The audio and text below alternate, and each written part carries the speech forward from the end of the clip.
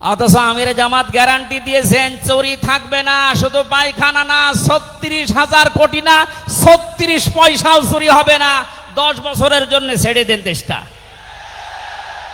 আপনারা ওনার সাথে একমত কিনা? কারা কারা ওনাদের হাতে দিতে চান দেখি? লিল্লাহি তাকবীর।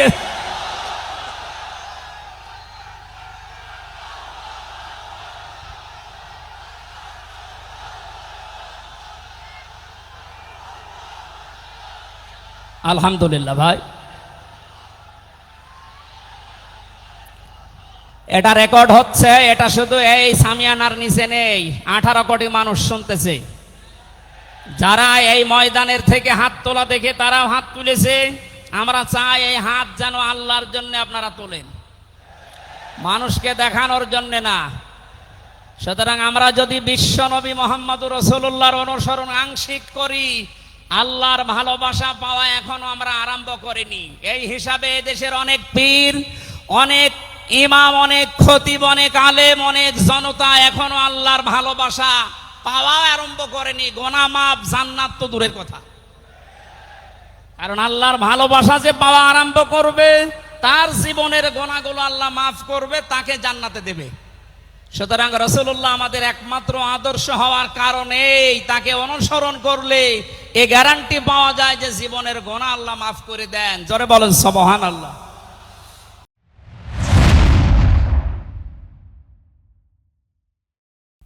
সম্মানিত উপস্থিতি, আজকের এই ঐতিহাসিক সিরাতুন নবী সাল্লাল্লাহু আলাইহি সাল্লাম মাহফিলে এখন বিশেষ আকর্ষণ হিসেবে বক্তব্য পেশ করবেন, আলোচনা পেশ করবেন এদেশের হাজার হাজার মানুষের হৃদয়ের স্পন্দন মুফতি আমির হামজা। মুফতি আমির হামজা, নারায়ে তাকবীর।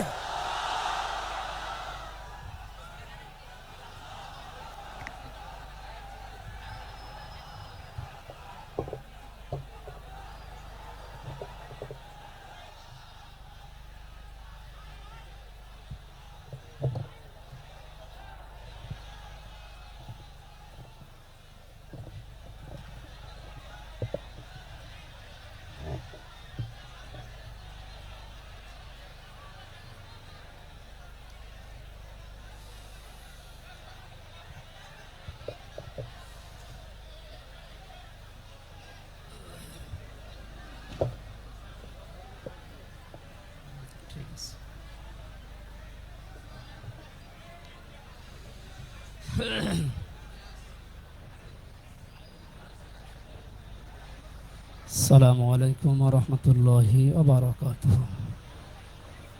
কেমন আছেন আপনারা? অনেক সময় বসে আছেন, একটু দাঁড়ান, দাঁড়িয়ে এরপরে বসেন। একটু দাঁড়ান, একটু দাঁড়িয়ে এরপরে বসেন। একটু দাঁড়ান, একটু দাঁড়ান। হ্যাঁ, বসেন বসেন। 10 সেকেন্ড সময় দিলাম, বসেন, তাড়াতাড়ি বসেন। আলহামদুলিল্লাহি রাব্বিল মাশরিকাইনি ওয়া রাব্বিল মাগরিবাইন আল্লাযী খালাকা কুল্লা শাইইন যাওজাইন ওয়া আওজাবা আলাইনাল ইহসানা বিল ওয়ালিদাইন ওয়া নাশহাদু আল্লা ইলাহা ইল্লাল্লাহু ওয়াহদাহু লা শারীকা লাহু ওয়া আশহাদু আন্না মুহাম্মাদান আবদুহু ওয়া রাসূলুহু সাইয়্যিদুল কাউনাইন সাল্লাল্লাহু আলাইহি ওয়া আলা আলিহি ওয়া সাহবিহি ওয়া আতবাইহি আজমাইন লাইলা ওয়া নাহারান ফিত তারফাইন। فقد قال الله تعالى في كلامه المجيد وبرهانه التوحيد। জবান খুলে পড়েন আউযু বিল্লাহি মিনাশ শাইতানির রাজিম। বিসমিল্লাহির রহমানির রহিম। لقد كان لكم في رسول الله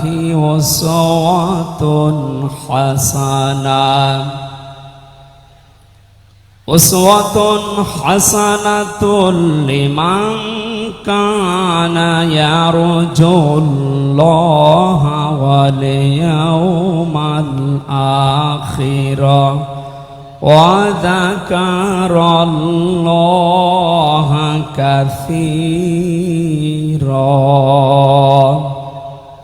صدقت يا ربنا. عن أبي هريرة رضي الله تعالى عنه قال قال النبي صلى الله عليه وسلم من مات ولم يغزو ولم يحدث به نفسه مات على شعبة من النفاق رواه مسلم. وقال تعالى في شان حبيبي إن الله وملائكته يصلون على النبي يا أيها الذين آمنوا صلوا عليه وسلموا تسليما اللهم صل على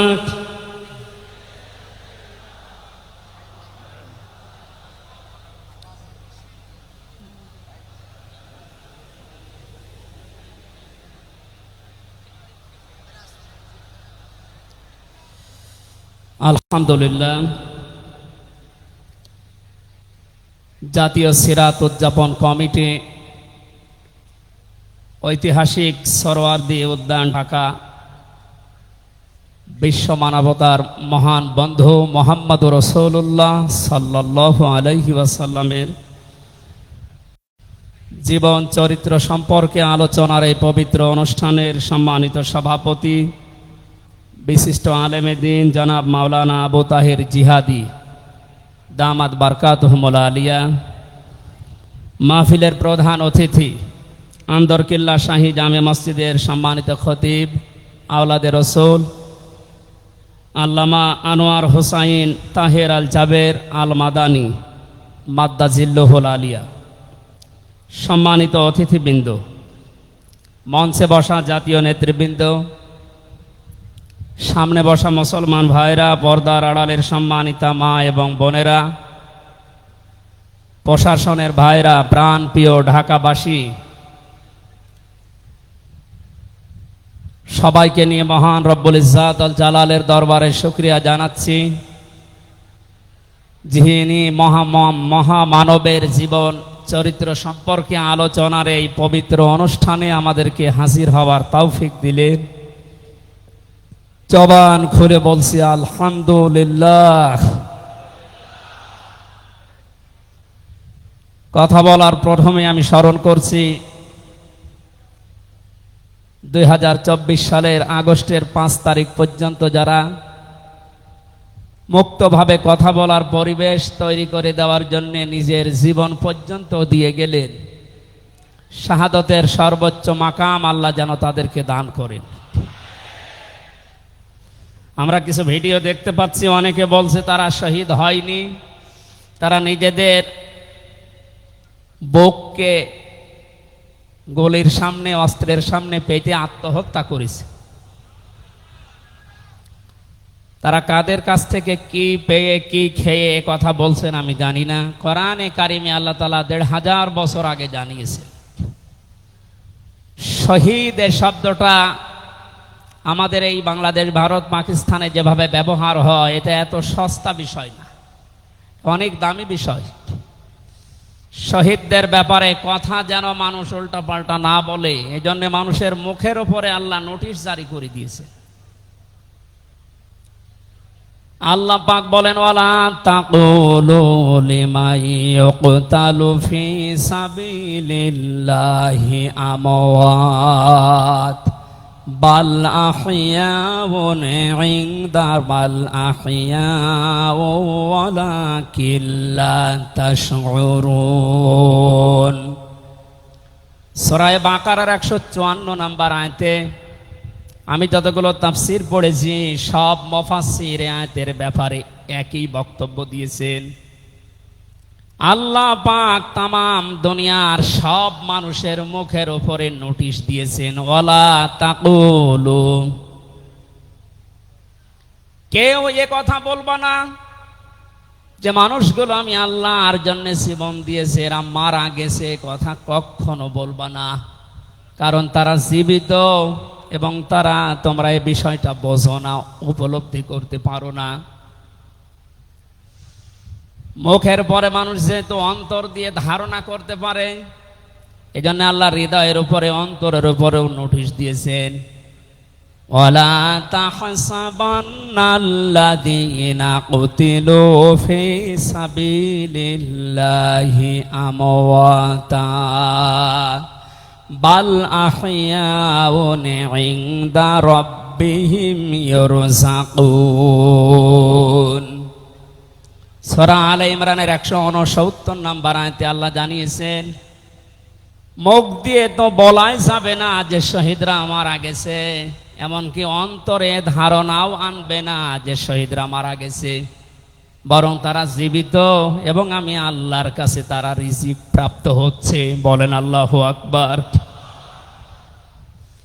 এই আয়াতটা যে 100% বাস্তব। আমি কিছুদিন আগে গিয়েছিলাম গাইবান্ধা, বাংলাদেশ ইসলামী ছাত্র শিবিরের সদস্য ছিলেন ভাইটা। আগস্টের 5 তারিখের আগে তিনি জীবন দিয়েছেন জালিমের বুলেটের সামনে। শহীদ সাব্বির হোসাইন, 1 মাস পরে তার কবর ভেঙে গিয়েছিল এই বৃষ্টির পানিতে। তাজা রক্ত কবর থেকে বের হতে দেখা গিয়েছে। একটা মানুষ যদি খাবার না খাবে তাহলে রক্ত পেল কোথায়? এজন্য এগুলো যারা ছড়াচ্ছেন আমরা আশা করব এই বিষয়গুলো আর সামনে নিয়ে আসবেন না। আমরা কোরআনে কারিমের আয়াতের উপরে 100% বিশ্বাস করি এবং কথা বলি, জালেমের জুলুমের সামনে যারা নিজের জীবন পর্যন্ত দিয়ে গেলেন আগস্টের 5 তারিখের আগ পর্যন্ত, প্রত্যেকেই শহীদ যাদের ঈমান আছে, এবং আল্লাহ তাদেরকে যেন শাহাদাতের সর্বোচ্চ মাকাম দান করেন। বলেন আমিন। কোথায় ছিলাম আমরা আর কোথায় আছি এখনো বাস্তবতা টের পান না। কিছুদিন আগে বাংলাদেশ জামাত ইসলামের কেন্দ্রীয় আমিরে জামাত ডক্টর শফিকুর রহমান কুষ্টিয়াতে গিয়েছিলেন। প্রায় 5000 মানুষকে নিয়ে তিনি একটা অনুষ্ঠান করলেন, যারা 16 জন শহীদ হয়েছিল কুষ্টিয়ায়। বাংলাদেশ জামাত ইসলামের পক্ষ থেকে 2 লক্ষ করে টাকা তাদের পরিবারের হাতে তিনি তুলে দিলেন। প্রায় 2.5-3 ঘন্টায় অনুষ্ঠানগুলো আমরা দেখলাম। বলেন তো, আগস্টের 5 তারিখের আগে 5000 না, এরকম মানুষ যদি 5 জন এক জায়গায় হইতো 14টা মামলা হয়ে যেত। কোথায় ছিলাম আমরা আর কোথায় এখন পৌঁছিয়েছি, এরপরও যদি এটাকে কেউ নিয়ামত মনে না করে। গতকালকের একটা জরিপ আমি পেয়েছি, বাংলাদেশে 100 জনের 14 জন এখনো পর্যন্ত, আপা আপনি ঘাবড়াবেন না, আমরা নরম হয়ে যাই, এ দলে আছে। 100 জনের কতজন? 100 জনের 28 জন এখনো পর্যন্ত থালা নেওয়ার জন্য খুব তাড়াতাড়ি করছে। আমি নাম নাই নিলাম। আনন্দের বিষয়, 100 জনের 58 জন মানুষ এখন চাচ্ছে এদেশে আল্লাহর বিধান দিয়ে জমিনটা চলুক। আগস্টের 5 তারিখ খুব বেশি দিন যায়নি। এই কয়েকদিনের ব্যবধানে যদি এই অবস্থা সৃষ্টি হয়, এই জন্য আমার মনে হচ্ছে এদেশের অনেক মুনাফিকেরা বুঝে ফেলেছে বিষয়টা, এজন্য খুব তাড়াতাড়ি করছে যে থালা আমাদের হাতে দেন। আমার দাদা একটা গল্প বলতেন। এক লোক বিবাহ করার পরে বাসর রাতে বউকে রেখে একটু বাইরে গেছে। দাদি শাশুড়ি এসে বলছে, আমার কিন্তু পতি চাই, তুমি কি করবা আমি জানি না। তো নতুন বউ ডাক দিয়ে বলছে, দাদি শাশুড়ি আমার একটু সময় দেন, আপনার পতি হবে, অসুবিধা নেই। শাশুড়ি এসে বলছে, বৌমা আমার কিন্তু নাতি চাই। ঠিক আছে, আমার সময় দেবেন তো। দেবর আর ননদ এসে বলছে, ভাবি আপনি কি করবেন আমরা জানি না, আমাদের কিন্তু ভাতিজা চাই। কিছুক্ষণ পরে স্বামী এসে বলছে, বউ তুমি কি করবা আমরা জানি না, আমার বেবি চাই। বউ মাথা উঁচু করে বলছে, তোমরা কি সব পাগলের বংশ? আমার এখনো কিছুই হয়নি, এরপরে 10 মাস 10 দিন সময় লাগবে, তারপরে কারো বেবি চাই, কারো ভাতিজা চাই, কারো নাতি চাই, সব হবে। তা আমারে তো সময় দেবেন নাকি? 15.5 বছরে যে জঞ্জাল তৈরি হয়ে আছে, 1-1.5 মাসে পরিষ্কার করা সম্ভব? আপনি কি মনে করেন?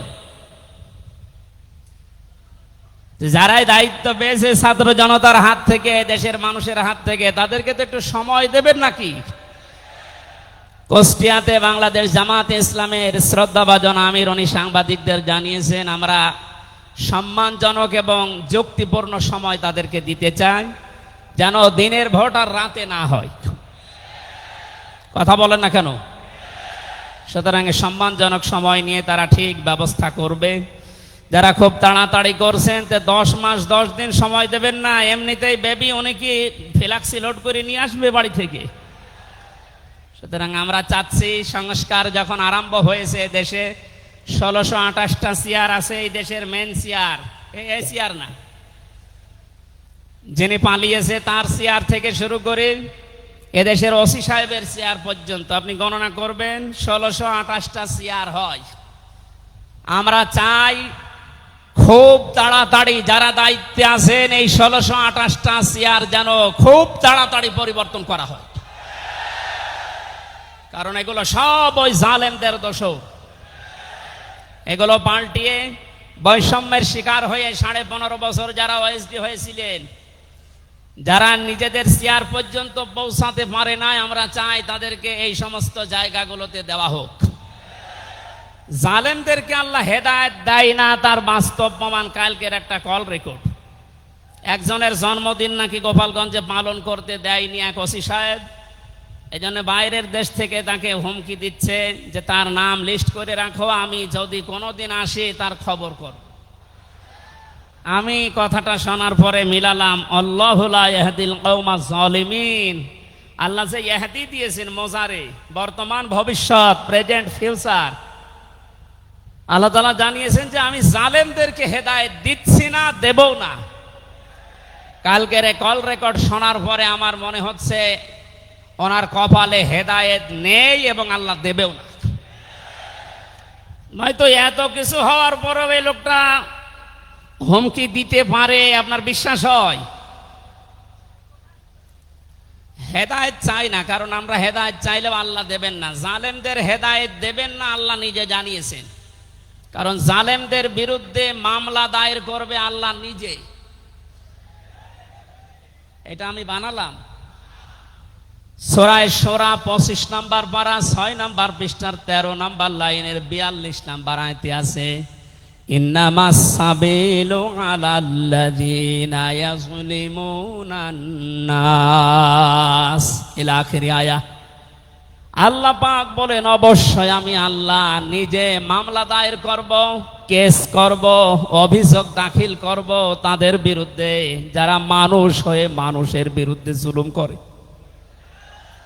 আল্লাহ ইয়াজলিমুনাল মুসলিমুনা দেননি, যে মুসলমানদের উপরে যারা জুলুম করে, ইয়াজলিমুনান নাস দিয়েছেন, যারা মানুষের উপরে জুলুম করে, অত্যাচার করে।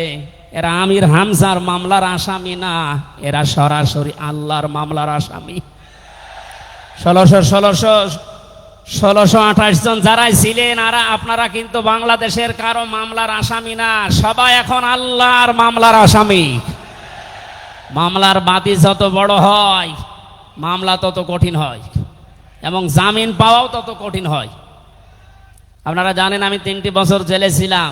আমার যে মামলা ছিল, আমার মনে হয় যদি সাজাও লাগিয়ে দিত সর্বোচ্চ 3 মাস।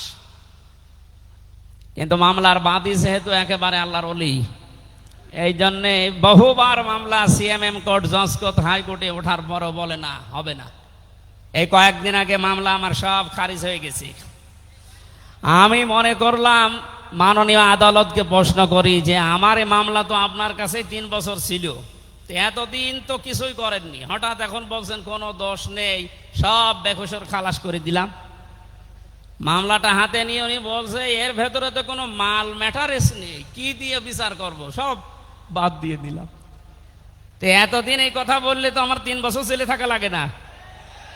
উনি এইটাই বলতো যে হুজুর আমার হাত বাঁধা ছিল। কি বাধা ছিল? এখন যেহেতু হাত খোলা, ন্যায় বিচার করতে পারছেন, আমরা চাই এদেশে যত চেয়ার আছে সব হাত যেন আবু সাইদের মতো এভাবে খোলা থাকে। এভাবে হাত খোলা চান না? কিয়ামতের আগে কোন জালেম এদেশের চেয়ারে আর আসতে পারবে না ইনশাআল্লাহ। সতর্ক থাকা লাগবে আমাদের। এই জন্য যারা তাড়াহুড়া করছেন আপনারা একটু শান্ত হন, আগে 10 মাস 10 দিন সময় দেন, বাসর হোক। কথা বলেন না কেন? আমি আর নিচে নামলাম না। আল্লাহ আপনাদেরকে সম্মতি দান করুন, আমিন। দরুদ আর সালাম পড়ছি আমাদের নবী মুহাম্মদ রাসূলুল্লাহ সাল্লাল্লাহু আলাইহি ওয়াসাল্লামের প্রতি। আজকে সেই বিকাল 3টা থেকে শুরু করে রাত 9টা পর্যন্ত এদেশের পতিত দশা আলেমদের মুখে, ইসলামিক চিন্তাবিদদের মুখে এবং জাতীয় নেতৃবৃন্দের মুখে আপনারা নবীর সিরাত সম্পর্কে বিভিন্ন কথা শুনতেছেন। আমি লাইভ দেখছিলাম। আমার আজকের আলোচনার বিষয় রাসূল সাল্লাল্লাহু আলাইহি ওয়াসাল্লাম কেন একমাত্র আদর্শ। এই পয়েন্টের উপরে কোরআন শরীফ থেকে, হাদিস থেকে আমি 18টা পয়েন্ট বের করেছি। খুব সংক্ষেপে এর উপরে আপনাদের সামনে কথা উপস্থাপন করার চেষ্টা চালাবো ইনশাআল্লাহ। ওমা তাওফীকি ইল্লা বিল্লাহ। জবান খুলে কোরআনের এই সোনালী আয়াতটা একটু পড়েন। আউযু বিল্লাহি মিনাশ শাইতানির রাজিম।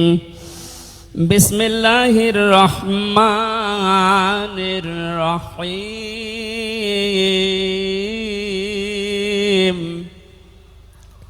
লাকাদ কানা লাকুম ফি রাসূলিল্লাহি উসওয়াতুন হাসানাহ।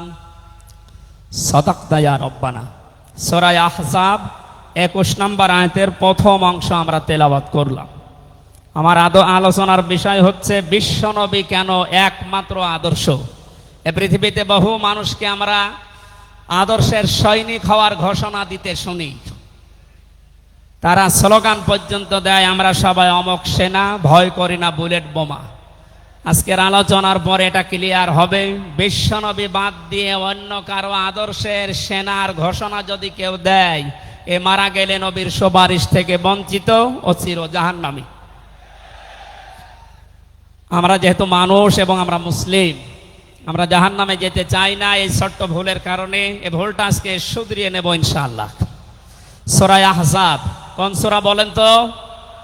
এটা ক্লাস চলছে, ছাত্রের মতো জবাব দেবে।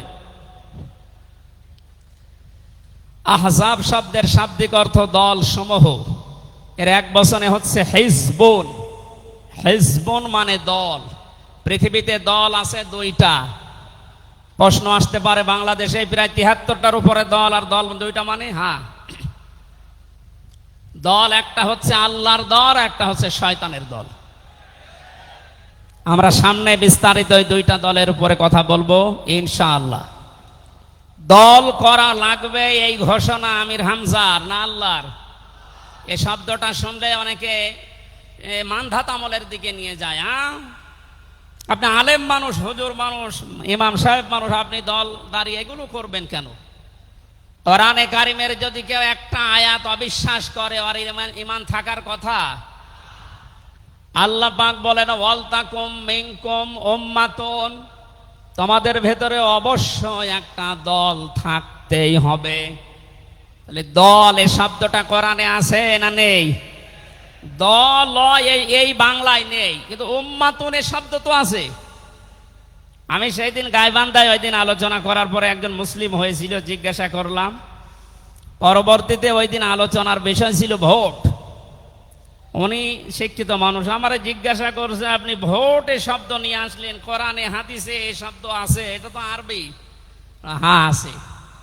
আমানাত শব্দটা কোরআনে আছে। তাফসিরে মারিফুল কোরআন আল্লামা শফি রহমতুল্লাহ আলাইহি আমানতের প্রায় 19টা অর্থ দিয়েছেন। তার ভেতরে অন্যতম অর্থ হচ্ছে ভোট দেওয়া, রায় দেওয়া, সমর্থন দেওয়া। সুতরাং কেউ যদি ভোট এটাকে দুনিয়ার কোনো বিষয় মনে করে এড়িয়ে যায়, সে কিন্তু মরণের পরে ধরা খাবে। কথা বলেন। আমরা আখেরাতে আদালতে ধরা খেতে চাই, আমরা বাঁচতে চাই। সুতরাং দল মাস্ট বি, করাই লাগবে। যে দলের কর্মসূচি দুইটা, তারা ভালো কাজে আদেশ করবে, অন্যায় কাজে বাধা দেবে। আল্লাহর ভাষা এরাই হচ্ছে সফল কাম দল। এদেশে যত দল আছে এই দুইটি কর্মসূচি কারা পালন করে আপনি অবশ্যই দেখতে পাচ্ছেন। আপনার বিবেকের কাছে প্রশ্ন করে আপনি সামনে আগাবেন ইনশাআল্লাহ। তাহলে নবীজি আমাদের জন্য একমাত্র আদর্শ কেন? এর 1 নম্বরে আমি পেয়েছি তার জীবনটা আমাদের কাছে পরিষ্কার। এই কারণে পৃথিবীতে আমরা যত নেতা নেত্রীকে মেনে চলতে দেখি, যে কোনো রাজনৈতিক দলের নেতা নেত্রী আপনি হন, ওই রাজনৈতিক দলে যাকে মানেন তার চরিত্র জীবন আপনার কাছে কিন্তু পরিষ্কার না। কথা বলে না কেন? আমি নাম ধরেই বলছি, আওয়ামী লীগ যারা করতেন, এখন আওয়ামী লীগ দেশে আছে কিনা আমি জানি না, আছে বললাম ওই যে 14%, ওরাও এখনো পর্যন্ত তওবা করে ফিরে আসার চেষ্টায় আছে। আল্লাহ যেন তাদেরকে তাওফিক দেন। আর যদি হেদায়েত না থাকে দোয়া করেও তো হবে না, আল্লাহ যেন তাদেরকে মায়ের কাছে পাঠিয়ে দেন। একটু আস্তে বলেন ভাই, এটা জোরে বলার দরকার নেই। জীবনী পরিষ্কার হওয়ার কথা বলছিলাম। যারা করতেন আওয়ামী লীগ, বলেন তো আপনার বিবেকের কাছে, শেখ হাসিনা জীবনে কোনোদিন একটা মিথ্যা কথা বলেনি, এ গ্যারান্টি আপনি দিতে পারবেন? না না, এই কথা বলা ভুল হয়ে গেল। ওনার সারা জীবনে কোনো সত্য কথা আছে কিনা আমার সন্দেহ। আমার এই 33 বছর বয়সে তো আমি কোনো সত্য কথা ওনার কাছ থেকে শুনলাম না। কথা বললেই মিথ্যা কথা বল। ওইটা নয়, বাদ দিলাম। আর আমি আর একজনের ধরি, বিএনপি যারা করেন, খালেদা জিয়া জীবনে একটা মিথ্যা কথা বলেনি, এ কথা আপনি গ্যারান্টি দিতে পারবেন? জামাত ইসলাম যারা করে তারা এ কথার গ্যারান্টি দিতে পারবেন যে মরহুম শহীদ মতিউর রহমান নিজামী জীবনে মিথ্যা কথা বলেনি?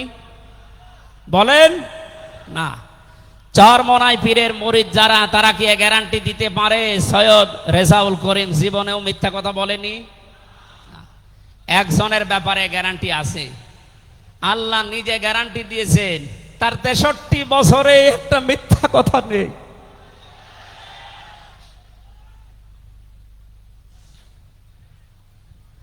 এই জন্য বিশ্বনামে আমাদের একমাত্র আদর্শ হওয়ার কারণ এই যে জীবনে 63 বছরে একটাও মিথ্যা কথা বলেননি। জোরে বলেন আল্লাহু আকবার।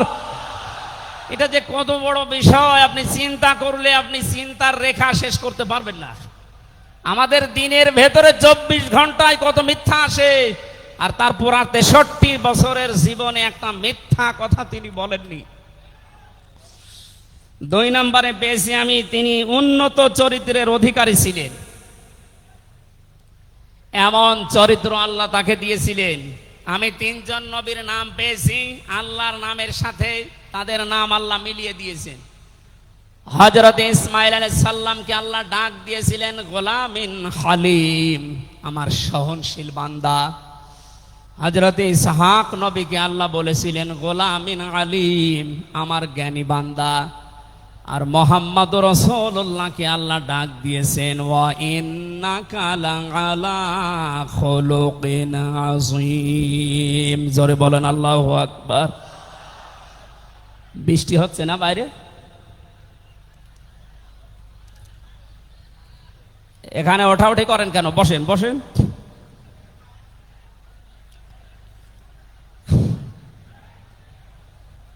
এই কোরআনের আলোচনার ভেতরে কথা বললে কিন্তু গুনাহ হবে ভাই, কথা বলা যাবে না। কষ্ট হলে ওইভাবে থাকেন, কথা বলবেন না। 3 নম্বরে পেয়েছি আমি সূরা ইউনূসের 58 নম্বর আয়াতে আল্লাহ তাআলা জানিয়েছেন বিশ্ব নবী তোমাদের জন্য একমাত্র আদর্শ হওয়ার কারণ তিনি শ্রেষ্ঠ সম্পদ। قل بفضل الله وبرحمته فبذلك فليفرحوا هو خير مما يجمعون। নবী আপনি বলুন, তামাম দুনিয়ার মানুষেরা যা গেইন করে, যা অ্যাচিভ করে, যা অর্জন করে, যা কিছু পেয়ে আনন্দে আছে, আমি আল্লাহর কাছে এই পৃথিবীর শ্রেষ্ঠ সম্পদ হচ্ছে আপনি। জোরে বলেন আল্লাহু আকবার। সুতরাং আপনার আদর্শ পেয়েছে যারা, সে মানুষগুলো যেন আনন্দে থাকে, তারা যেন খুশি হয়। এই জন্য আগস্টের 5 তারিখের আগ পর্যন্ত এদেশের 100 জনের মাত্র 15 জন মানুষ বিশ্ব নবীকে একমাত্র আদর্শ মানতেন। তারা খুশি ছিলেন, রাজি ছিলেন। মাত্র 1 মাস কয়েক দিনের ব্যবধানে এই যে 100 জনের এখন 58 জন মানুষ বিশ্ব নবী ছাড়া আর কাউকে বুঝতে চাচ্ছে না। সময়টা যেতে জেনে দেশের 100 জনের 100 জন মানুষ চাইবে বিশ্ব নবী ছাড়া কারো আদর্শ মানি না। সংক্ষেপ করছে আমাদের প্রধান অতিথি এসে পড়েছেন, এই জন্যে 4 নম্বরে পেয়েছি এই পৃথিবীর ময়দানে বিশ্ব নবী মুহাম্মদুর রাসূলুল্লাহ হচ্ছেন আল্লাহর পক্ষ থেকে আমাদের জন্য, বিশেষ করে মুমিনদের জন্য সবচাইতে বড় অনুগ্রহ। সূরা আলে ইমরানের 164 নম্বর আয়াতে আল্লাহ ঘোষণা দিচ্ছেন, লাকাদ মান্নাল্লাহু আলাল মুমিনিনা ইয লাকাদ মান্নাল্লাহু আলাল মুমিনিনা ইয বাআসা ফীহিম রাসূলা ইলা আখিরি আয়া। অবশ্যই মুমিনদের জন্য এই পৃথিবীর ময়দানে বিশ্বনবী মুহাম্মদুর রাসূলুল্লাহ আল্লাহর পক্ষ থেকে একটা অনুগ্রহ। আমরা এক একটা আয়াতের ভেতরে বিভিন্ন তাফসীর অনুযায়ী যত কথা আল্লাহ জানিয়েছেন নবীর সম্পর্কে, এই প্রচন্ড গরম আপনাদের কষ্ট হবে যেন আমি খুব সামারাইজ করছি। 6 নম্বরে পৃথিবীর ময়দানে বিশ্বনবী একমাত্র আদর্শ হওয়ার পেছনে কারণ এই, তিনি গোটা জাহানের জন্য ছিলেন একমাত্র রহমত। সূরা আম্বিয়ার 107 নম্বর আয়াতে আল্লাহ এই ঘোষণা দিয়েছেন, ওমা আরসালনাকা ইল্লা রাহমাতাল লিল আলামিন। বলেন আল্লাহু আকবার। আল্লাহ আলম বলেন না যে শুধু পৃথিবীর জন্য, আলামিন যত জগৎ আল্লাহ বাজিয়েছেন আর যত জগতে আল্লাহর যত সৃষ্টি আছে, এতানাজ্জালুল আমরু বাইনাহুন্না, প্রতিটি জগতে ওই সৃষ্টি অনুযায়ী আল্লাহর বিধিবিধান নাজিল হচ্ছে। যেখানেই যেই সৃষ্টি আছে প্রত্যেকটা সৃষ্টির জন্য মুহাম্মদুর রাসূলুল্লাহ হচ্ছেন আল্লাহর পক্ষ থেকে রহমত। বলেন সুবহানাল্লাহ। সেই রহমতকে হযরতে হালিমাতুস সাদিয়া চিনেছিলেন। কোলে নেওয়া থেকে শুরু করে বাড়ি পর্যন্ত যেখানে নিয়ে গেছেন, সিরাত ইবনে হিশাম বলছে সব জায়গায় হালিমাতুস সাদিয়া বিশ্ব নবীর মাধ্যমে আল্লাহর রহমত পেয়েছিলেন। সিরাত বিশ্বকোষের ভেতরে পেয়েছি আল্লাহর নবীকে হযরতে হালিমাতুস সাদিয়া যেদিন কোলে তুলে নিলেন, হযরতে হালিমা বলেন আমার স্তনে দুধ ছিল না। মুহাম্মদুর রাসূলুল্লাহকে কোলে নেওয়ার সঙ্গে সঙ্গে আমাদের স্তন, আমার স্তন দুইটাই দুধে পরিপূর্ণ হয়ে গেছে। আমি ডান স্তন তাকে দিলাম, তিনি পান করলেন। বাম স্তন তাকে দিয়েছি, সঙ্গে সঙ্গে তিনি মুখ বের করে নিলেন। হযরতে হালিমা বলেন আমি একবার, দুইবার, 3 বার মুহাম্মদুর রাসূলুল্লাহর মুখে আমার স্তন দিয়েছিলাম। 3 বারই মুহাম্মদ সাল্লাল্লাহু আলাইহি সাল্লাম স্তন থেকে মুখ বের করে নিয়েছেন। চোখের ইশারা দিয়ে যেন আমাকে বসাতে চাই, মা হালিমা জোর করেন কেন? ডান স্তন এটা আমার অধিকার ছিল, আমি পান করেছি। বাম স্তন এটা আমার অধিকার না। আমি জানি আপনার একটা সন্তান আছে, তার নাম আব্দুল্লাহ, এটা আমার দুধ ভাই আব্দুল্লাহর অধিকার। ও মা হালিমা, পৃথিবীতে আমি ভাইয়ের হক নষ্ট করার জন্য আসি না, এসেছি ভাইয়ের হক ফিরিয়ে দেওয়ার জন্যে। ঢাকাবাসী যেই নবী মায়ের কোলে বসে ভাইয়ের হক নষ্ট করেন নাই এই রবিউল আউয়াল মাসে, সেই নবীর উম্মত আমরা এখন যারা দাবি করছি অধিকাংশগুলোই দেখতে পাই যত বড় হচ্ছি তত ভাইয়ের হক মারার জম হচ্ছি। এটা তো রবিউল আউয়ালের শিক্ষা ছিল না? হযরতে হালিমা বলেন, তাকে যে গাধার উপরে তুললাম দুর্বল ছিল, সঙ্গে সঙ্গে সবল হয়ে গেছে। বাড়িতে পৌঁছাতে দেরি, কুয়ায় পানি ছিল না, কুয়া ভর্তি হয়ে গেছে। খেজুর গাছে খেজুর ছিল না, বিশ্বনবী মুহাম্মদুর রাসূলুল্লাহ যেহেতু রহমত, আমার খেজুর গাছে খেজুর পরিপূর্ণ হয়ে গেছে। সুতরাং ওনাকে যেখানেই নেওয়া হয় সেখানে যদি রহমত আসে, আমাদের এই মাথা থেকে পা পর্যন্ত, রান্নাঘর থেকে আন্তর্জাতিক জীবন পর্যন্ত, আজকের এই সিরাত অনুষ্ঠানে যদি সিদ্ধান্ত নিয়ে যেতে পারি সব জায়গায় তাকে ছাড়া কাউকে মানব না, অবশ্যই আল্লাহ পাকে 56,000 বর্গ মাইল রহমত বরকত দিয়ে ভরে দেবেন। কথা বলেন ঠিক কিনা?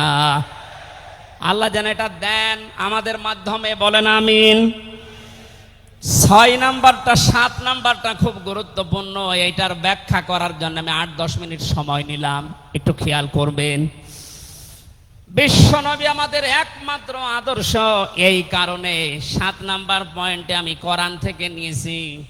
গনা মাপের গ্যারান্টি শুধু তার আদর্শ অনুসরণের মাধ্যমে। পৃথিবীতে বহু মানুষ আছে, বহু বিশ্ব নেতার দাবি অনেকে করছে, অনেকে বিশ্ব মানবতার দাবি করছে, অথচ বিশ্ব নেতা হওয়ার জন্য যে 7টা কোয়ালিটি লাগে আমরা অধিকাংশ মানুষের ভেতরে পাই না, আন্দাজে শুধু ঢোল বাজায়। এ পৃথিবীতে বিশ্ব নেতার দাবি করতে পারেন নবীরা, রাসূলরা, কথা বলেন ঠিক কিনা? এই পৃথিবীতে বিশ্ব নেতৃত্ব দেওয়ার দাবি করতে পারে নবী রাসূলরা, এ কথার সাথে একমত আছেন? আমরা একজন নবীর নাম বলছি, হযরত ঈসা রূহুল্লাহ। তিনি জন্মের পরে তার জাতির লোকেরা তাকে অবৈধ, হারামজাদা, এরকম উল্টা পাল্টা নাম দিয়ে ডাকতো। হযরতে মরিয়ম আলাইহিস সালামের কাছে যখন জিজ্ঞাসা করেছে জাতির লোকেরা, বিয়ে হয়নি, সন্তান পেলে কোথায়, খুব খেয়াল করে শুনবেন।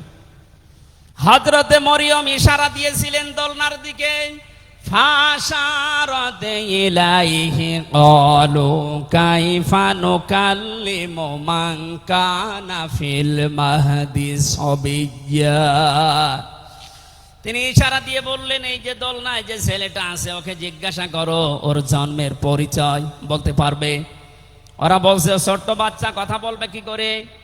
সঙ্গে সঙ্গে দোলনা থেকে হযরতে ঈসা তার এই জাতির লোকের এই কথার উত্তর দিয়েছেন, জবাব দিয়েছেন, ক্বালা ইন্নী আবদুল্লাহ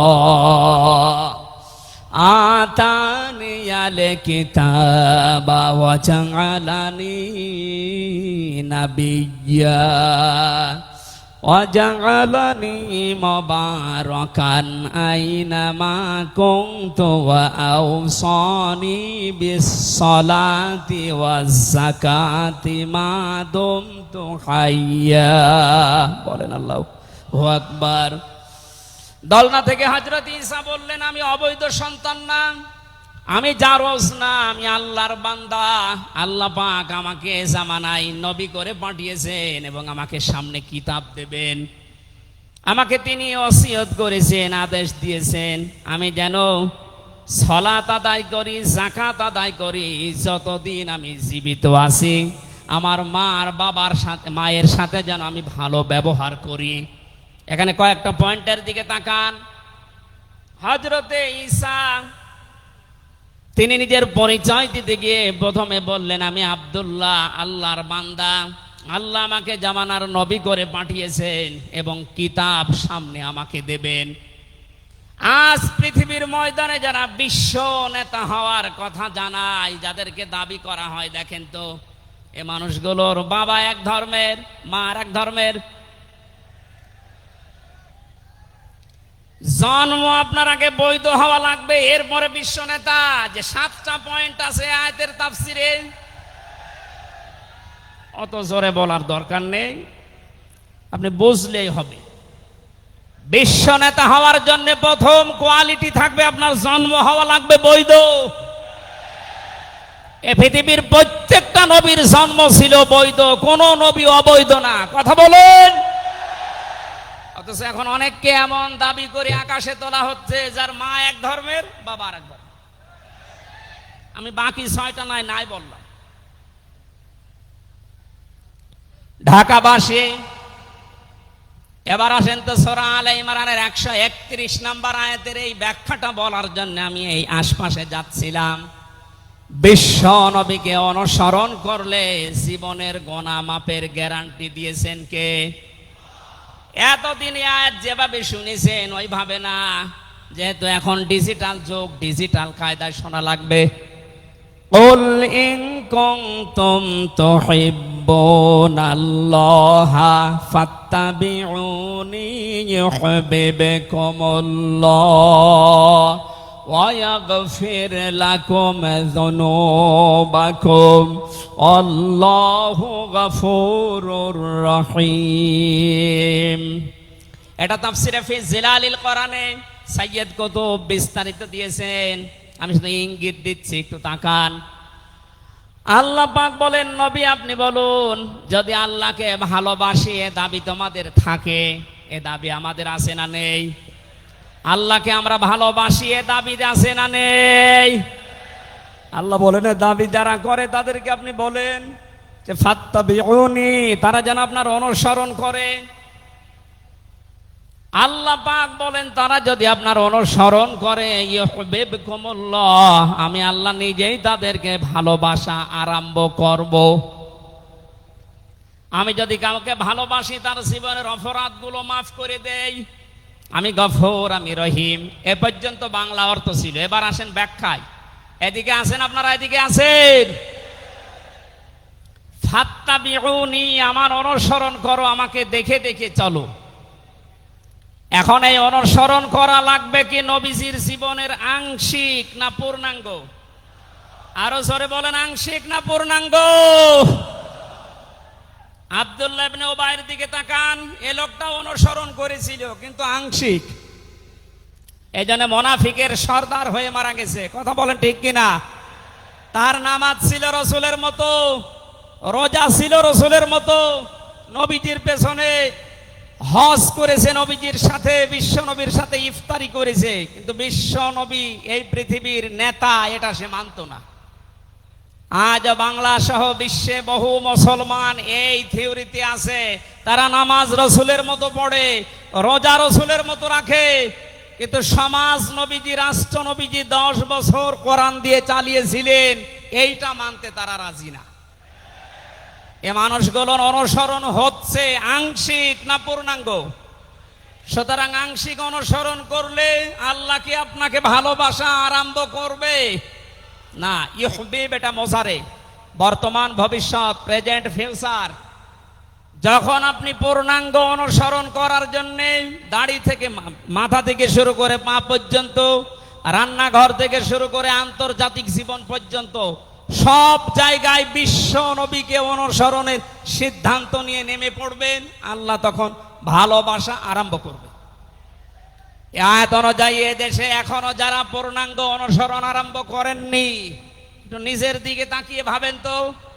আপনি 14 বার হজ করতে পারেন, 24 বছর রোজা রাখতে পারেন, প্রতিদিন 72 রাকাত নামাজ পড়তে পারেন নফল, কিন্তু এখনো পর্যন্ত আল্লাহর ভালোবাসা আপনি পাওয়া শুরু করেন। এ কথা বুঝে এসেছে? সুতরাং আমাদের অনুসরণ হবে কি আংশিক না পূর্ণাঙ্গ? আরো জোরে বলেন।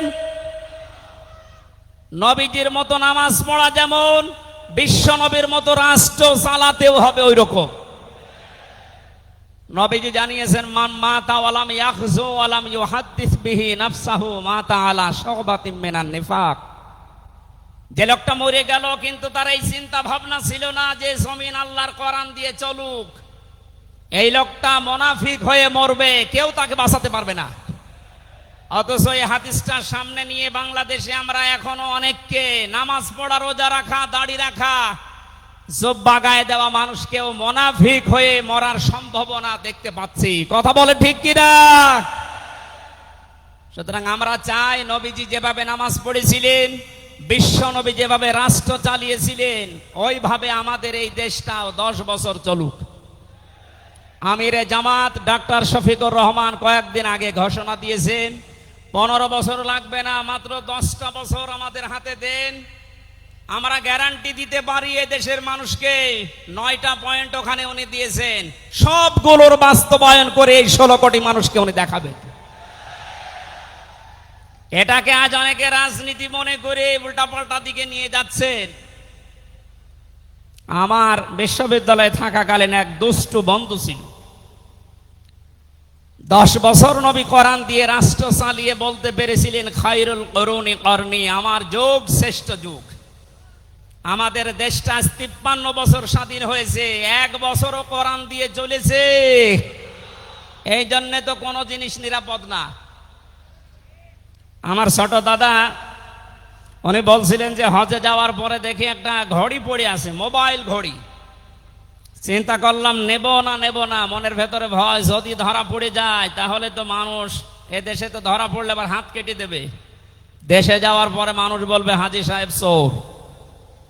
এই ভয়তে নিলাম না। কি করি, অতক্ষণ দাঁড়িয়ে থেকে কেউ নেয়ও না, কারো পায়ের নিচে পড়ে আবার নষ্ট হয়ে যাবে। তুলে নিলাম এদিক ওদিকে তাকিয়ে। হারানো জিনিস যেখানে জমা দেয় ওই জায়গায় জমা দিলাম। ওনারে জিজ্ঞাসা করলাম, ভাই মোবাইলের দাম কেমন হবে?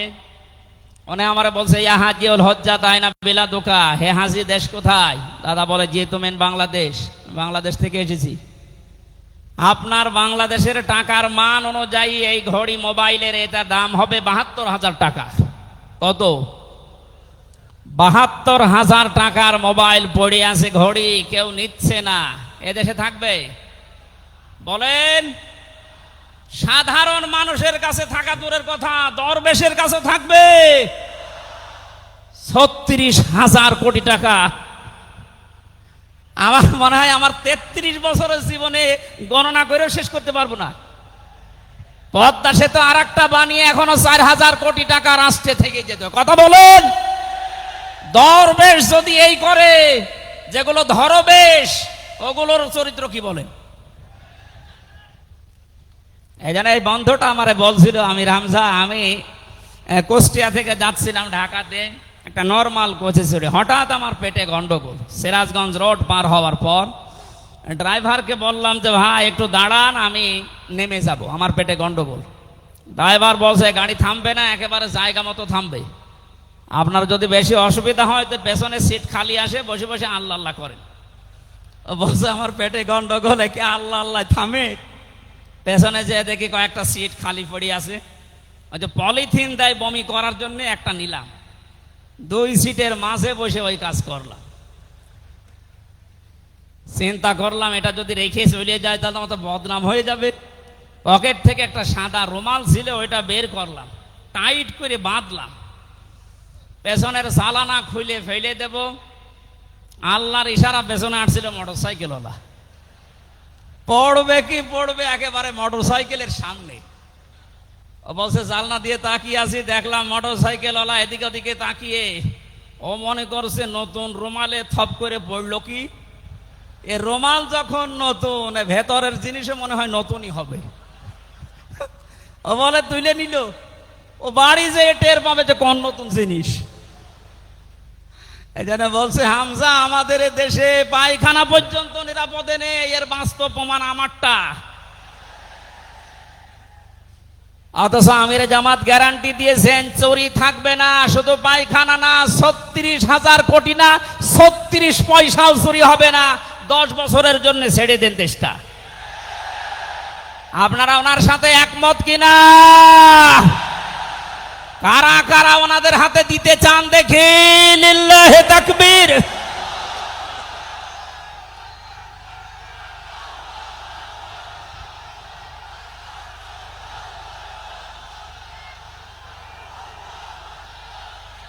আলহামদুলিল্লাহ ভাই, এটা রেকর্ড হচ্ছে। এটা শুধু এই সামিয়ানার নিচে নেই, 18 কোটি মানুষ শুনতেছে। যারা এই ময়দানের থেকে হাত তোলা দেখে তারাও হাত তুলেছে। আমরা চাই এই হাত যেন আল্লাহর জন্য আপনারা তোলেন, মানুষকে দেখানোর জন্য না। সুতরাং আমরা যদি বিশ্ব নবী মোহাম্মদুর রাসূলুল্লাহর অনুসরণ আংশিক করি, আল্লাহর ভালোবাসা পাওয়া এখনো আমরা আরম্ভ করিনি। এই হিসাবে দেশের অনেক পীর, অনেক ইমাম, অনেক খতিব, অনেক আলেম, অনেক জনতা এখনো আল্লাহর ভালোবাসা পাওয়া আরম্ভ করেনি। গোনা মাফ, জান্নাত তো দূরের কথা। কারণ আল্লাহর ভালোবাসা যে পাওয়া আরম্ভ করবে, তার জীবনের গোনাগুলো আল্লাহ মাফ করবে, তাকে জান্নাতে দেবে। সুতরাং রাসূলুল্লাহ আমাদের একমাত্র আদর্শ হওয়ার কারণেই তাকে অনুসরণ করলে এ গ্যারান্টি পাওয়া যায় যে জীবনের গোনা আল্লাহ মাফ করে দেন। জোরে বলেন সুবহানাল্লাহ। 9 নম্বরে পেয়েছি, বিশ্ব নবীর সাথে কেউ যদি বিয়াদবি করে তাহলে সে ধ্বংস হয়ে যাবে। আপনি তাকান, তার আপন চাচা আবু লাহাব, এটা যদি সিরাতুন নবী মাহফিল, আমাদের ঢাকাতে এগুলো হয়তো নেই, এগুলো চট্টগ্রাম আর সিলেট বিভাগে বেশি পাওয়া যায়। রবিউল আউয়াল মাস আজকে শেষ, এ মাস আসলেই অনেককে দেখি নবীর জন্ম নিয়ে, নবীর মিলাদ নিয়ে আনন্দে আত্মহারা হয়ে যায়। পরিষ্কার ভাষায় বলছি, বাংলার মানুষেরা, নবীর মহাব্বত, নবীর ভালোবাসা মাস্ট বি লাগবেই। কিন্তু নবীর জন্ম নিয়ে, নবীর মিলাদ নিয়ে যদি কেউ শুধু আনন্দ করে মেতে থাকে, নবীর আদর্শর কোনো খোঁজ নেই, আপনি এই মুহূর্তে জেনে নিতে পারেন যে আপনি জাহান্নামী। তার প্রমাণ নবীদের আপন চাচা আবু লাহাব আর আবু তালেব। এই দুইজন চাচা নবীর আদর্শ পেয়ে খুশি ছিল না, তারা নবীর জন্ম পেয়ে খুশি ছিল। নবীর মিলাদে, নবীর জন্মে তারা এত খুশি হয়েছিল, আবু লাহাব নিজের কাজের মেয়েকে পর্যন্ত আজাদ করে দিয়েছিল। আবু তালিব নিজের সন্তান হযরতে আলীকেও কাছে রাখতো না। আল্লাহর নবীর জন্মে লোকটা এত বেশি খুশি হয়েছিল, যতদিন পর্যন্ত তার আন্ডারে ছিল নবীজি, ততদিন নিজের ছেলে বাদ দিয়ে বিশ্ব নবীকে কাছে রেখে ঘুমাতো। অথচ তাদের পুরা দুইজনের জীবন আমি পড়ে দেখেছি। দুইজন চাচা, বিশ্বনবী মুহাম্মদুর রাসূলুল্লাহর দুইজন চাচা শুধু নবীর জন্ম মিলাদ নিয়ে আনন্দে ছিল, আদর্শ পেয়ে তারা আনন্দ করে নাই, মেনে নেয় না। এই জন্য দুইজনেই জাহান্নামী। বলেন নাউজুবিল্লাহ। সিস্টেম অপর পৃষ্ঠায় দেখুন, আরো দুইজন চাচার নাম আমরা জানি, হযরতে হামজা, হযরতে আব্বাস রাদিয়াল্লাহু তাআলা আনহুমা। এই দুইজন চাচা শুধু নবীর জন্মে মিলাদে খুশি ছিলেন না, তারা নবীর আদর্শ পেয়ে খুশি হয়েছিলেন। এই জন্য দুইজনেই জান্নাতি। বলেন সুবহানাল্লাহ। হযরতে হামজা, হযরতে আব্বাস যে জান্নাতে গেছে কোনো সন্দেহ আছে? আল্লাহ কোরআনের আয়াত নাযিল করেছেন তাদের নামে, রাদিয়াল্লাহু আনহুম ওয়া রাদু আন। আল্লাহ পাক বলেন, আমি তাদের উপরে রাজি হয়ে গেছি যেমন তারা আমার উপরে রাজি। সুতরাং হযরতে আব্বাস, হযরতে হামজা দুইজনেই নবীর আদর্শ মানার কারণে জান্নাতি। আমরা এদের মতো হতে চাই। বলেন আমিন। এখানে একটা কথা আছে, হযরতে হামজা আব্বাস রাদিয়াল্লাহু তাআলা আনহু, তিনি কিন্তু অনেক আগে মুসলমান হয়েছিলেন গোপনে, কিন্তু প্রকাশ করেননি। এই মাসলাটা বলছি এই কারণে, 152 জন সমন্বয়কের ভেতরে 108 জন বাংলাদেশ ইসলামী ছাত্র শিবিরের নেতা এবং পরীক্ষিত কর্মী। তারা আজ অনেক জালেম এবং অনেক মুনাফিক পর্যন্ত, এমন অনেক আলেম নামে জালেম পর্যন্ত এই বিষদগার করছে। নাম যেহেতু দেখেছে ছাত্র শিবির, এই জন্য তাদের এই চুলকানি। কেন ওরা এতদিন পরিচয় প্রকাশ না করে এই কাজ করলো? ওরা মুনাফিক, ওরা শয়তান। যেখানে বিশ্বজিতের মতো হিন্দু সে রেহাই পায় না, সেখানে পরিচয় দিয়ে মার খাবে। সুতরাং সাদিক সাহেব এবং এস.এম. ফরাদ ভাই সহ যারা পরিচয় গোপন করে এই জালেমের বিদায়ের জন্য এই বিপ্লব আমাদেরকে এনে দিয়েছেন, তাদেরকে প্রত্যেক থানায়, জেলায়, রাজধানীতে সংবর্ধনা দেওয়া দরকার। তারা এটা এমনিতেই করে নাই, তারা হযরতে আব্বাসের জীবন থেকে করেছে। অথচ হযরত আব্বাস রাসূলের বিরুদ্ধে বদরের ময়দানে বিরুদ্ধে যুদ্ধ করার জন্য আবু জাহেলের পক্ষ নিয়ে গিয়েছিল, অথচ তিনি ওই সময় মুসলমান। তার মানে নিজের পরিচয় গোপন করে বাস্তবতার নিরিখে স্থান কাল পাত্র ভেদে একটা কৌশল, এটা একটা হেকমা। ও জীবনে কোরআনই পড়ে নাই, হাদিস পড়ে নাই, ও ফতোয়া দিচ্ছে যে এ হচ্ছে মুনাফিক। এই জন্য ওনারা যা করেছে, আমি এখানে 9টা পয়েন্ট এনেছিলাম। সাদিক সাহেব ভাই সহ এস এম ফরাদ ভাই সহ 108 জন যা করেছে সব নবীদের থেকে, নবীর মাদের থেকে, নবীর সাহাবীদের থেকে, নবীদের চাচার থেকে শিক্ষা নিয়ে এই হেকমতটা অবলম্বন করেছে। আল্লাহ তাদেরকে যেন সর্বোচ্চ মাকাম দান করেন, বলেন আমিন। আসতেছে মেহমান। বেয়াদবি করলে যে মানুষের জীবন ধ্বংস হয়ে যায় রাসূলের সাথে, তার প্রমাণ পেয়েছি নবীজের চাচা আবু লাহাবের জীবন থেকে। বিশ্ব নবী যখন সাফা মারওয়া এই পাহাড়ের উপরে উঠে দাওয়াত দিচ্ছিলেন, এই লোকটা ডাক দিয়ে বলেছে, তাব্বালাকা আলিহাযা জামাতানা ইয়া মুহাম্মদ, হে মুহাম্মদ তুমি ধ্বংস হয়ে যাও। তাফসিরের কিতাবে সূরা লাহাবের তাফসিরে পড়েছে, আবু লাহাব মুহাম্মদুর রাসূলুল্লাহকে শুধু ধ্বংস হয়ে যা এ কথা বলে নাই। সামনে একটা পাথর ছিল, পাথরটা হাতে নিয়ে নবীজির দিকে এভাবে নিক্ষেপ করেছিল। ঢাকাবাসী খুব খেয়াল করে শোনেন, এখানে আমার 2টা পয়েন্ট আছে। আবু লাহাব 1500 বছর আগে মুহাম্মদুর রাসূলুল্লাহর দিকে যে পাথর নিক্ষেপ করেছিল, তাফসিরে ফি জিলালিল কোরআন মুফাসসির লিখেছেন সাইয়্যিদ কুতুব, যে নবীজির সামনে পাথরটা পড়েছিল, নবীজির শরীরে লাগে নাই। আল্লাহ পাক সঙ্গে সঙ্গে তার জন্য কোরআনের আয়াত নাজিল করলেন, শুধু এই হাতের জন্য না, তাব্বাত ইয়াদা আবি লাহাবি ওয়া তাব। ইয়াদানে ছিল শব্দটা, ইয়াদাদি বচন আল্লাহ দিয়েছেন, অথচ আবু লাহাব পাথর নিক্ষেপ করেছিল কয় হাত দিয়ে? আরো জোরে আরেকবার বলেন। আল্লাহ যে তার 2 হাতই ধ্বংস করে দিলেন। জবাব দিয়েছেন মুফাসসির এইভাবে, আবু লাহাব যদিও এভাবে পাথর নিক্ষেপ করেছিল 1 হাত দিয়ে, কিন্তু তার এই বাম হাত একটু নড়াচড়া করে সাপোর্ট দিয়েছিল। আপনি যদি এখান থেকে একটা কোনো কিছু নিক্ষেপ করেন এভাবে, এই হাত দিয়ে শুধু কাজ হবে না, এই হাতও নড়াচড়া করে সাপোর্ট দেবে। আল্লাহ এইটাও সহ্য করেন নাই। নবীজির বিরুদ্ধে যারা অবস্থান নিয়েছে, যে যতটুকু তার সাথে যারা সাহায্যে ছিল, সহযোগিতায় ছিল, আল্লাহ তাদেরকেও ধ্বংস করে দিয়েছেন। এই 15.5 বছরে আল্লাহর নবীর আদর্শকে, তার শিক্ষাকে, শিক্ষা ব্যবস্থা থেকে ডাইরেক্ট ডান হাতের মতো, অনেকে বাম হাতের মতো পেছন দরজা দিয়ে নাড়াচাড়া করে উল্টিয়ে ফেলেছিলেন। এই কথা বলেন না কেন?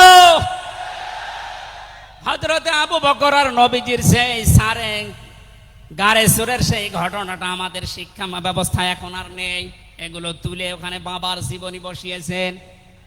সুতরাং নবীজিকে যারা আঘাত দিয়ে শিক্ষা ব্যবস্থা থেকে 96% মুসলমানের এই দেশে নবীর আদর্শ বাদ দিয়ে অন্য কাউকে যারা বসাতে চেয়েছিলেন, যারা ডাইরেক্ট এগুলো করেছিলেন, যেগুলো মন্ত্রণালয়ের দায়িত্বে ছিল, বাম হাত দিয়ে যারা পেছন দরজা দিয়ে নাড়াচাড়া দিয়েছেন, উপদেষ্টা মণ্ডলের ভেতরে 2 জন আছে, তারা সমকামিতা প্রমোট করছেন, আমরা শুনতে পাচ্ছি। পাঠ্যপুস্তকে যে পরিবর্ধন আনার চেষ্টায় আছেন, 96% মুসলমান কিন্তু ঘুমিয়ে যায়নি, এরা এখনো জেগে আছে। আমিরে জামাত কুষ্টিয়ায় সেদিন ঘোষণা দিয়েছে, দেশের মুসলমানেরা এখন আর 5 তারিখের আগের মতো ঘুমিয়ে নেই, সব সজাগ আছি আমরা। আরো জোরে বলেন। সুতরাং যারা ডান হাত দিয়ে চেষ্টা করছেন আল্লাহ বিরোধী, রাসূল বিরোধী, মানবতা বিরোধী এই কাজগুলোকে প্রমোট করার জন্যে, বাস্তবায়নের জন্যে, আর পেছনের দরজা দিয়ে যারা বিভিন্ন নাম নিয়ে আবু লাহাবের বাম হাতের মতো নাড়াচাড়া দিচ্ছেন, আল্লাহ পাক যদি ধরে আবু লাহাবের মতো ডান হাত বাম হাত সব কিন্তু ধ্বংস করে ছাড়বে। এই জন্য আমরা সাবধান বাণী উচ্চারণ করছি। এগুলোই যারা আছেন, আমি নাম নিলাম না, ছাত্র জনতা যেভাবে আপনাদেরকে উপদেষ্টা বানিয়েছে, আপনি 152 জনের 108 জনের দেখতে পারছেন না। এই মানুষগুলো কি চাই? 108 জন না, আমি 152 জনের সাথে যোগাযোগ রেখে দেখেছি। সবাই চায় এদেশে আল্লাহর বিধান চালু হোক। এই রবিউল আউয়াল মাসে রাসূলের চরিত্র যেভাবে শুনি, ওটা যেন বাস্তবে দেখতে পাই, সেটা চালু হোক। 53 বছর তো দেখলে বাবা চালিয়েছিল, দুর্ভিক্ষে মরেছে অনেকে, আমি দেখি না, আমার তো 33 বছর, এ মুরব্বীরা দেখেছি। স্বামী চালিয়েছিল অনেকের চাচা চালিয়েছে 9 বছর, ভাবি চালিয়েছে, এমনকি বউ চালিয়েছে, এটা তো দেখলাম। এখন শুধুমাত্র কোরআন দিয়ে চললে, নবীর আদর্শ দিয়ে চললে দেশটা কেমন দেখা যায় এটা দেখতে বাকি আছে। এটা আপনারা দেখতে চান না সামনে? আমার জীবনের সবচাইতে বড় শখ, আকাঙ্ক্ষা, তামান্না এইটা, চর্ম চোখে যেন আল্লাহ আমাকে দেখায় যে 56,000 বর্গ মাইল তার কালাম দিয়ে চলছে। এটা দিয়ে চললে যে কেমন দেখা যায়, এটা মিনি জান্নাত হয়ে যাবে। আপনি বিশ্বাস করেন, এটা মিনি জান্নাত হয়ে যাবে। অনেকের এখনো পর্যন্ত শ্বশুর ভয় দেখাচ্ছে। আমির জামাত সেদিন বলেনি যে শ্বশুর ভয় দেখাচ্ছে মেয়েদেরকে যে তোমাদের ঘর বন্দি করে রাখবে। অনেকে যারা ডাল খায়, মামা বাবা খায়, লাল পানি খায়, এরা কি খাবে? দেশটা যদি কোরআন দিয়ে চলে, নবীর আদর্শ দিয়ে চলে, পুরা দেশটা হয়ে যাবে মসজিদের মতো। মসজিদে প্রবেশ করলে যত বড় বিড়ি খোর হোক, যত বড় ডাল খোর হোক, যত বড় বাবা খোর হোক, আর লাল পানি যেই খায়, ওই পরিবেশে গেলে কেউ কি চাইবে যে একটু লাল পানি খাই? কারণ পরিবেশটাই রহমত দিয়ে ভরপুর। কথা বলেন ঠিক কিনা? এজন্য মসজিদে প্রবেশ করতে হলে আল্লাহর রহমত আমরা কামনা করি। আল্লাহুম্মা আফতাহলি আবওয়াবা রহমাতিক। পুরা জায়গাটাই রহমত দিয়ে ভরপুর। আল্লাহর কোরআনের বিধান সেখানে চলে, এজন্য পুরা জায়গাটা রহমত দিয়ে ভরপুর করা। এই দেশটায় যদি আল্লাহর বিধান চালু হয়, রাসূলের আদর্শ চালু করতে পারি আমরা, পুরা দেশটা হয়ে যাবে মসজিদের মতো। তখন আর লাল পানি খেতে, বিড়ি খেতে আপনার মনে চাইবে না ইনশাআল্লাহ।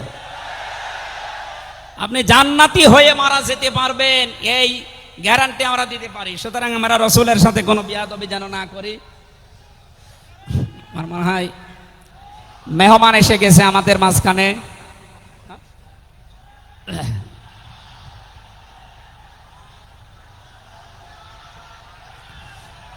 লিল্লাহি তাকবীর। আওলাদে রাসূলের আগমন, আওলাদে রাসূলের আগমন। আমাদের মাহফিলের প্রধান অতিথি আওলাদে রাসূল আল্লামা আনোয়ার হোসাইন তাহের আল জাবেরি আল মাদানী মাদ্দাজিল্লাহুল আলী আমাদের মাঝে এসে গেছেন।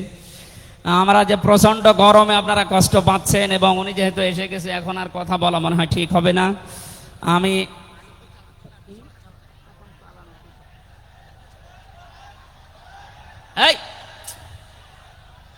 এখানে যা বসা আছে সব আমার উস্তাদের উস্তাদ। এই জন্য আমি কথা বলতে চান, পয়েন্টগুলো শেষ করছি। 10 নম্বরে পেয়েছি তিনি শরীয়ত প্রণেতা। হ্যাঁ বললে হালাল, না বললে হারাম, সুতরাং তার সম্মান অনেক বেশি। 11 নম্বরে তিনি ছিলেন দাঈ ইলাল্লাহ। তিনি ডাকতেন শুধুমাত্র আল্লাহর দিকে। কার দিকে? আমি একটা পয়েন্ট এখানে বলি, খুব খেয়াল করে শুনবেন। সূরা হামিম সেজদার 33 নম্বর আয়াতটা এতদিন যেভাবে শুনেছেন ওইভাবে না, একটু ভালো করে খেয়াল করে শুনেন। আল্লাহ পাক বলেন, ওমান আহসানু কাওলাম মিম্মান দাআ ইলাল্লাহি ওয়া আমিলা সালিহান ওয়া ক্বালা ইন্নানি মিনাল মুসলিমিন। ওই লোকটার কথার চাইতে আর উত্তম কথা কে বলে দুনিয়ায়? যে লোকটা আল্লাহর দিকে মানুষকে ডাকে, নিজে ভালো ভালো কাজের আঞ্জাম দেয়, আর নিজে পরিচয় ওপেন করে যে আমি একজন মুসলমান। আমি কি? বাংলার মুসলমানেরা, আপনি আয়াতের দিকে 3টা বিষয় খেয়াল করেন। এদেশে কম বেশি আমরা 96% যেহেতু মুসলমান, এই জন্য আল্লাহর দিকে আমরা ডাকি, এটা আমি মেনে নিলাম। 2 নম্বরে ভালো ভালো কাজের আঞ্জাম আমরা নিজের জায়গা থেকে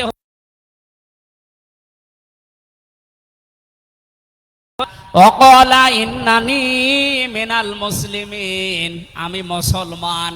এই ঘোষণা দেওয়ার মতো পরিবেশ এই দেশে এখনো আসে নাই। কথা বলেন, এখন এমন জায়গা অনেক আছে যেখানে আমি মুসলমান এ কথা বলা এখনো সম্ভব না। সুতরাং আয়াতের 3 নাম্বার, এটা যদি বাস্তব এই চর্মচোখে দেখতে চান যে আমি মুসলমান, এই পরিচয় দিয়ে আমি এই পৃথিবীতে টিকে থাকতে চাই, তাহলে এই দেশটা কোরআনের হাতে দেওয়া লাগবে, মাস্ট বি। কথা বলেন ঠিক কিনা? সুতরাং আমাদের এখন থেকে ডাক হবে কোনো পীরের দিকে না, কোনো বাবার দিকে না, আমাদের একমাত্র ডাক হবে আল্লাহর দিকে। জোরে বলেন আমিন। 12 নম্বরে বেশি তিনি যুদ্ধবন্দীদের সাথে এমন ভালো আচরণ করতেন। ইয়ামামার একজনের নাম পড়লাম হাদিসের পাতায়, বিগ লিডার ছিলেন এই লোকটা, সামামা ইবনে ওয়াসাল রাদিয়াল্লাহু তাআলা আনহু। বদরের ময়দানে তিনি ধরা পড়লেন, সাহাবীরা তাকে বেঁধে রেখেছে মসজিদের ভেতরে খুঁটির সাথে। নবীজি এসে বললেন, সামামা কেমন লাগে তোমার, কি আচরণ আমার কাছে আশা করো? লোকটা বলে, মুহাম্মদ সাল্লাল্লাহু আলাইহি সাল্লাম, আপনি আমাকে মেরেও ফেলতে পারেন, ছেড়েও দিতে পারেন। নবীজি তাকে বললেন, সামামা এই দুনিয়ায় শেষ দুনিয়া না, আর একটা জগৎ আমাদের সামনে আসে। ইসলামের বিশাল কিছু তার সামনে তুলে ধরলেন। বাড়িতে যাওয়ার পরে নিজের হাতে রান্না করে খাবার পাঠালেন তার জন্য। দ্বিতীয় দিন আবার তাকে দাওয়াত দিলেন ইসলামের। বিশ্ব নবী নিজে উটের দুধ এক সাহাবীকে দিয়ে দহন করিয়ে গরম করে পাঠালেন। মনে হচ্ছে তিনি জামায় আদর করছেন, অথচ সে লোকটা যুদ্ধবন্দী। একটা যুদ্ধবন্দী মানুষের সাথে বিশ্ব নবীর যে আচরণ, এ পৃথিবী অবাক হয়ে গেছে। অথচ এই 15.5 বছরে যুদ্ধবন্দী না, কারাবন্দী, তাও অন্যায় ভাবে। আরে ভাই, আমার তো 3 বছর পরে যেহেতু মামলা খালাস করে দিয়েছে, আদালত কর্তৃক প্রমাণ হয়েছে যে আমি নির্দোষ, আমার কোনো দোষ নেই, তাহলে আমরা মামলার আয়ু থেকে শুরু করে একেবারে ওই উপর পর্যন্ত যিনি পালিয়েছেন এ পর্যন্ত যারা জড়িত ছিল, আমি চাই তাদের প্রত্যেকে যেন 3 বছর জেলে থাকে। এইটাই ন্যায় বিচার হবে। এই কথা বলে না কেন? আমার জন্য 3 বছর, ব্যারিস্টার আরমানের জন্য 8 বছর, 11 বছর। কত বছর? আপনি যে চট করে ঢুকে পড়বেন, আগে 11 বছর থাকেন, এরপরে।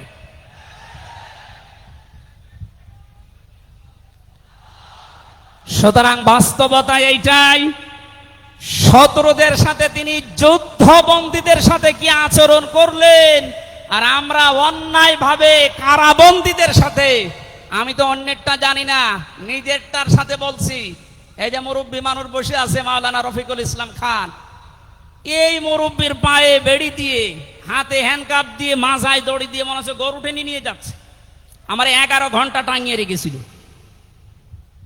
অথচ নিজেরাই বলছিল যে আপনার কোনো দোষ নেই, আমরা জানি। তো দোষ নেই, আমরা ধরে রেখেছেন কেন, ছেড়ে দেন। বলে না, উপরের নির্দেশ। কোথায় পৌঁছিয়েছিল দেশটা। আর তারা এই রবিউল আউয়াল আসলে একদিন ছুটি দিত নবীর জন্মদিন পালন করার জন্য। নবীর আদর্শের কোনো খোঁজ খবর তাদের কাছে নেই। এই সামামা ইবনে ওয়াসাল নবীজির আচরণ দেখে শেষ পর্যন্ত বাপদাদার ধর্ম ত্যাগ করে ইসলাম কবুল করেছিলেন। এই 15 বছর যদি এরকম কিছু দেখাতে পারতেন, লাখের উপরে মানুষ জেল খাটতেছে। আমার মনে হয় 100 জনের 70 জন মানুষ এই দেশে জেল খাটে, কিচ্ছু জানে না। বিশেষ করে 15.5 বছর এই মানুষগুলো আপনার দলে অন্তত না আসলেও আপনার জন্য দোয়া করত। এরপরে আমি পেয়েছি বিশ্ব নবীকে একমাত্র আদর্শ হওয়ার কারণ তিনি শত্রুদের সাথে এমন আচরণ দেখিয়েছিলেন, পৃথিবীতে ইতিহাস হয়ে আছে। তাইফে তিনি দোয়া করেছিলেন, আল্লাহুম্মা হাদি কওমি ফাইন্নাহুম লা ইয়ালামুন। 14 নম্বরে পেয়েছি তিনি নবী এবং রাসূলদের নেতা ছিলেন। 15 নম্বরে ছিল তার বক্ষ ছিল উন্মুক্ত। 16 নম্বরে পেয়েছি তিনি ছিলেন লাইট বা আলো। 17 নম্বরে তিনি ছিলেন স্নেহময়, মমতাময়। 18 নম্বরে তিনি ছিলেন কমল হৃদয়ের অধিকারী। এক একটা শব্দের ভেতরে লক্ষ লক্ষ কথা আল্লাহ লুকিয়ে রেখেছেন। রাসূলের জীবনে 1 ঘন্টা 1.5 ঘন্টায় না, কিয়ামত পর্যন্ত যদি কেউ আলোচনা করে, আমি 31টা বিষয় সাজিয়েছি এক একটা পাঠ অনুযায়ী। সুতরাং এরকম যদি শুরু হয় তো 31 দিন একাধারে লাগার কথা আমার এই ক্ষুদ্র জ্ঞানে। যারা আরো বড় বড় আলেম এখানে বসে আছে, কিয়ামত পর্যন্ত আলোচনা শুনবেন, করবেন। আমাদের নবী আজিম খুলুকিন আজিম, কোনোদিন শেষ হবে না ইনশাআল্লাহ। সুতরাং নবীজি আমাদের একমাত্র আদর্শ, এটাই ফাইনাল, তাকে ছাড়া আমরা কাউকে মানি না। ওদার তো আহ্বান জানাচ্ছি তাকে আদর্শ গ্রহণ করার জন্য। আমিন। বারাকাল্লাহু লানা ওয়া লাকুম ফিল কোরআনিল আযীম। এখন আমাদের সামনে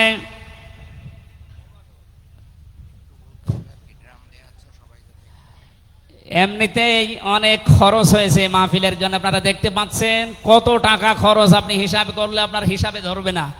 আবহাওয়ার কারণে ব্যবস্থাপনার কয়েক গুণ খরচ হয়ে গেছে। প্যান্ডেলের ভেতরে বাইরে ড্রাম দেওয়া আছে। আল্লাহর দিকে তাকিয়ে নবীজির এই সিরাত, বিশ্ব নবীর আদর্শ যারা গ্রহণ করবেন বলে আপনারা আশাবাদ ব্যক্ত করলেন, তাদেরকে বলছি মুক্ত হস্তে আপনারা একটু দান করে যাবেন। জাতীয় সিরাত বাস্তবায়ন কমিটি আগামীতে আবার এর চাইতে আরো বিশাল আকারে নবীর জীবনে আমাদেরকে শোনানোর চেষ্টা করবে ইনশাআল্লাহ। অবশ্যই এটা দিয়ে যাবেন। আমি আজকের মতো বিদায় নিলাম। আমিন। বারাকাল্লাহু লানা ওয়া লাকুম ফিল কোরআনিল আযীম। আসসালামু আলাইকুম ওয়া রাহমাতুল্লাহ। এখন আমাদের প্রধান অতিথি আছে, উনি কথা